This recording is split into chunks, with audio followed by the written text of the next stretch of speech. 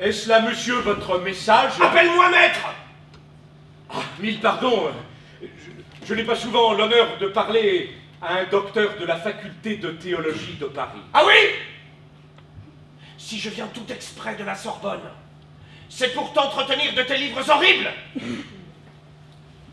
Alcofribas, Nazier! C'est bien toi? Vous parlez vrai? Tu n'as pas osé signer tes ouvrages de ton propre nom. Mettez les lettres à l'envers et vous retrouverez François Rabelais. Tu es au courant du supplice d'Étienne Dolay? Oui. Le médecin-chef de l'hôpital l'a vu monter sur le bûcher. Comment était-il? On dit qu'il avait la tête haute et l'air indifférent de quelqu'un qui méprise ses bourreaux. Ils l'ont pendu avant de le brûler. Je l'aimais, mais nous étions embrouillés depuis 3 ans, peut-être le sais-tu. Après les condamnations de Pantagruel et Gargantua par la Sorbonne, j'avais adouci quelque peu mes textes, changeant les mots de sorbonnard, sorbonnagre et sorbonicole en sophiste à un mot plus vague. Et lui, ce fou d'Étienne, qui republie l'année suivante mes ouvrages, sans tenir compte d'aucune de mes corrections. Ah, il m'a de nouveau attiré les foudres des théologiens. Ils se sont sentis visés au cœur, et j'ai dû partir pour l'Italie.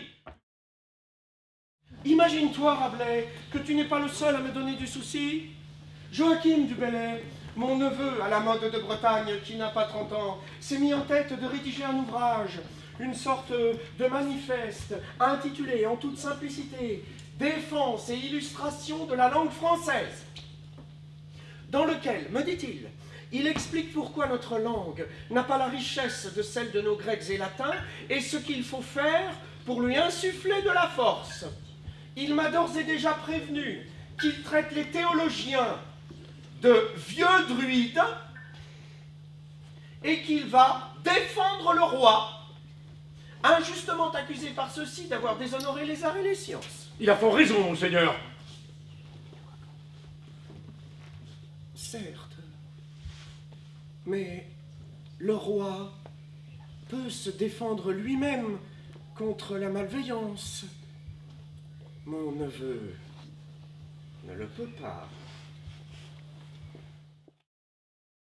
Si ton juge revient, je le lie roustrement pieds et mains, je lui passe une broche à travers la gargamelle, et je le pends, accrochant la broche à 2 gros crampons, soutenus par des hallebardes, je t'attise un bon feu en dessous, et il sera flambé, ton milord, comme un hareng. Ça sent l'épaule de mouton, là. Et il arrive, défends-moi. C'est ici le pendu. Je viens pour la dissection. Allez, c'est ma tranquille. Tu sais ce que c'est? Tu as disséqué toi-même souvent. Mais où es-tu passé? Je leur dis, là est votre mal, regardez mes géants, voilà l'ordonnance.